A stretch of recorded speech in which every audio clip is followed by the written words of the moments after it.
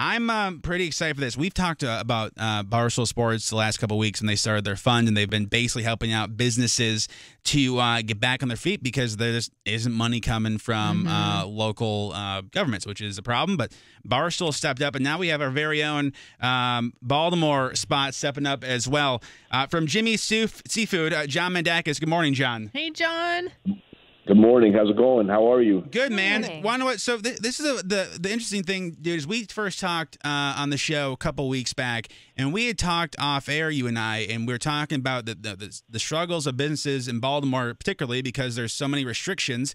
And you had mentioned you were worried for other businesses in Baltimore because you have the Jimmy's has a bit of an infrastructure that you can kind of withstand a little bit, but you wanted to help other businesses, and now here we are. Yeah, like you said, at the time we thought it would last a week, 2 weeks, maybe 4, and here we are 6 weeks later with no end in sight. And as I told you, man, these people have been doing this their entire lives. I'm on Zoom calls with 60, 70-year-old bar and restaurant owners that don't know how to use Facebook, don't know how to use Twitter, don't know how to use Instagram, and it's like heartbreaking. Sure. And when you see like the things that they talk about, like possibly just opening anyways or just leaving, and it's like, no, man, it's wrong. And that's what made me want to do something and really step up and get the community together. I knew that people were willing to help. I knew what Baltimore was made of. I just knew that they needed somebody to bring them together, and that's what brought this all about. Ooh, goosebumps. Yeah, and you mentioned before, too, that the kind of the irony is for the Baltimore, like actual Baltimore restaurants, is if they were, some of them, half a mile the other way, everything would be fine. But because they happen to be in the city limits, it's no pass, basically.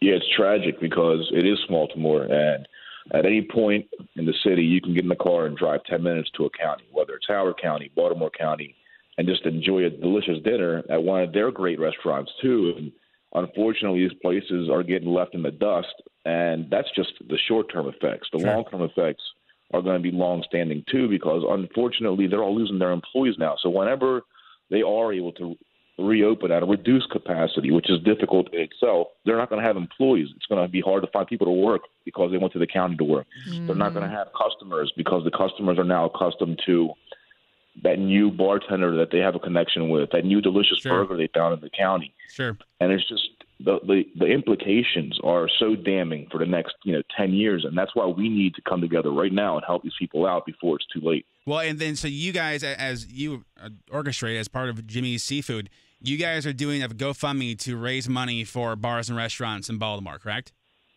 That's right, because last week, we had the bet with Dave Portnoy and Barstool, where if the Ravens would have won, we would have been able to select any business in Baltimore, and he would have had to help them.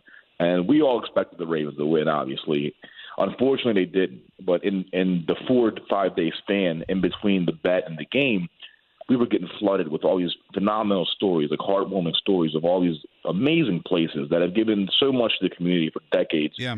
And it was hard to pick one. So after the Ravens lost, I didn't even think about it twice. I said, we got to do something. And I identified 5 places that really stuck out to me.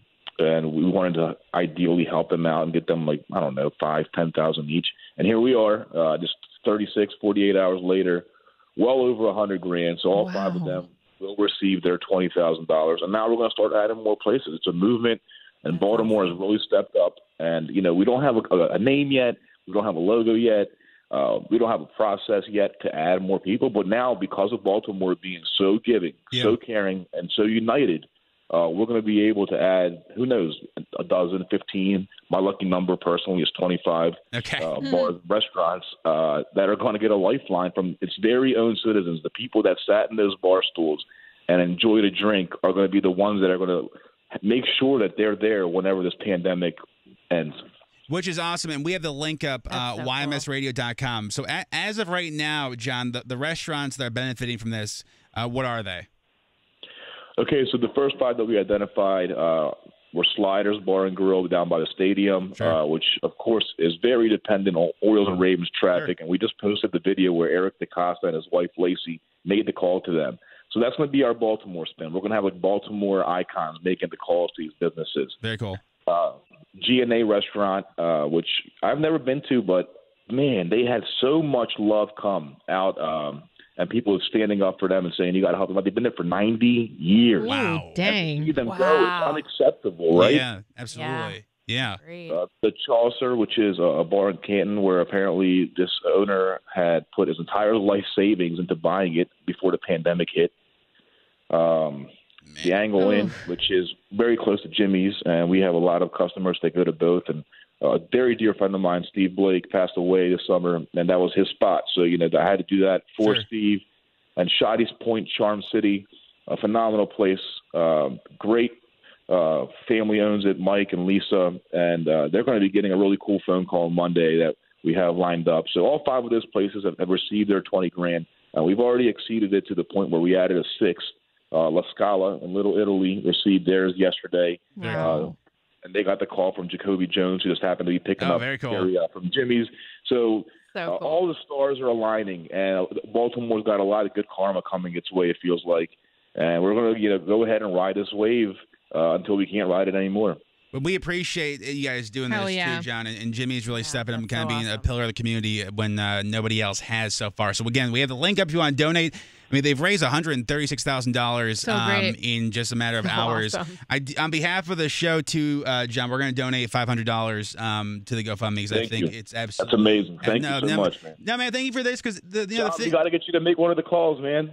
You're oh my God, yes. Dude, oh my God, absolutely. I will 100% make a call. I'm gonna hold you that. The 7th place will be yours. Deal, dude. Absolutely, so 100%. I will. That'd be one of the coolest things I ever did. I appreciate you doing this because the thing is, you guys are really part of the community. You don't necessarily have to help other people. You could just be helping yourself because you guys are struggling too.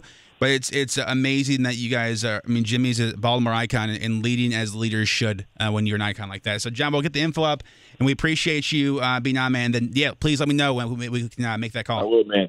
Thank you so much for having me on. Appreciate it, man. Have a good one. Take care. We'll get the link up, ymsradio.com. If you want to donate, there's no better way to help Baltimore restaurants than that right now.